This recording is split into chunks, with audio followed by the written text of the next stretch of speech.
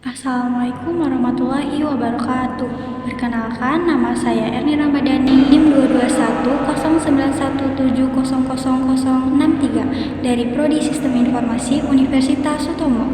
Di sini saya akan mempresentasikan video pembelajaran yang berjudul Menulis.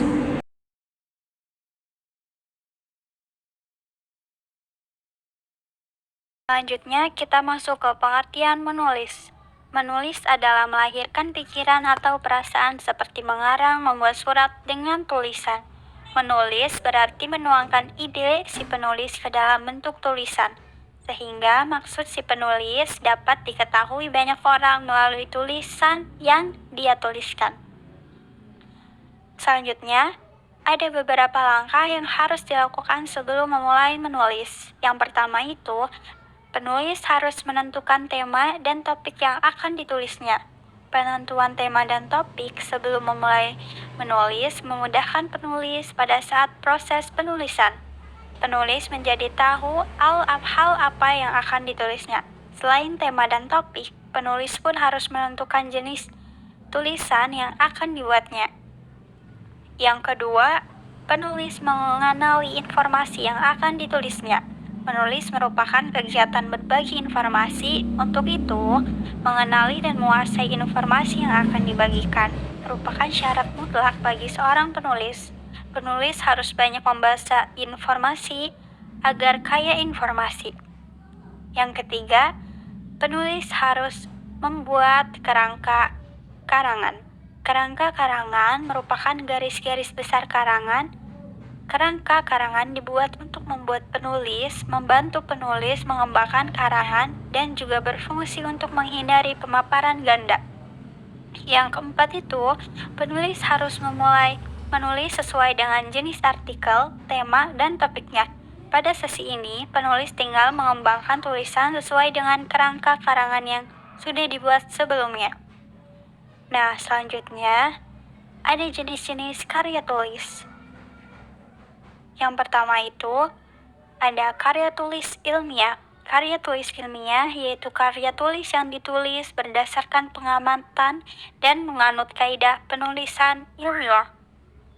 Bentuk-bentuk jenis karya tulis ilmiah itu seperti proposal penelitian. Apa sih proposal penelitian? Proposal penelitian merupakan tulisan yang berisi rencana kerja untuk diajukan sebagai rancangan kerja yang diajukan untuk kegiatan penelitian ilmiah. Yang kedua ada laporan penelitian. Laporan penelitian merupakan laporan kemajuan proses penelitian. Laporan penelitian memiliki banyak jenis seperti laporan tugas akhir, skripsi, tesis, disertasi, dan laporan akhir penelitian. Yang ketiga, esai ilmiah. Esai ilmiah merupakan artikel bebas yang merupakan pengembangan dari laporan hasil penelitian.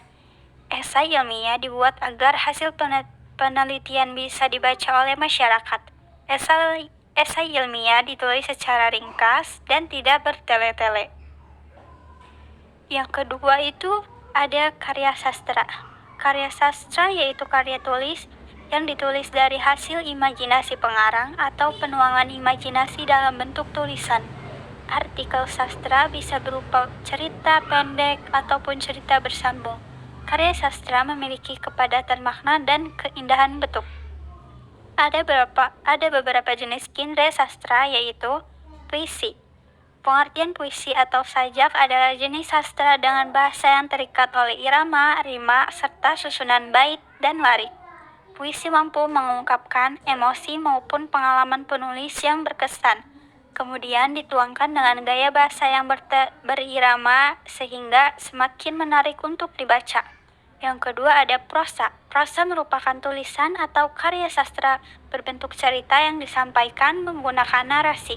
Bentuk tulisan prosa adalah tulisan bebas dan tidak terikat dengan berbagai aturan dalam menulis, seperti rima, diksi, irama, dan lain sebagainya. Prosa dibentuk oleh dua unsur, yakni unsur intrinsik dan unsur ekstrinsik. Yang ketiga, ada karya tulis populer. Karya tulis populer merupakan karya tulis yang dimuat di media massa, baik cetak maupun elektronik. Karya tulis populer memiliki karakter yang berbeda daripada karya tulis ilmiah ataupun karya sastra. Nah, ada contoh karya tulis populer yaitu resensi. Resensi merupakan salah satu jenis karya tulis populer yang berfungsi untuk memberikan rujukan terhadap suatu produk. Yang kedua ada sinopsis. Sinopsis merupakan ringkasan cerita keseluruhan dari sebuah karya tulis. Sinopsis umumnya melekat pada novel, film, sinema, elektronik, dan lagu. Yang ketiga, ada intisari. Intisari merupakan ringkasan cerita menurut pemahaman sendiri. Bedanya dengan sinopsis, intisari menggunakan pemahaman sendiri. Contohnya saat usai menonton film di bioskop.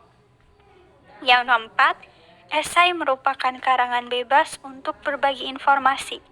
Esai populer bersifat menginfokan. Waktu yang dibutuhkan untuk membaca esai maksimal 15 menit. Untuk itu, esai ditulis dengan maksimal 1000 kata. Baik, sekian. Terima kasih. Wassalamualaikum warahmatullahi wabarakatuh.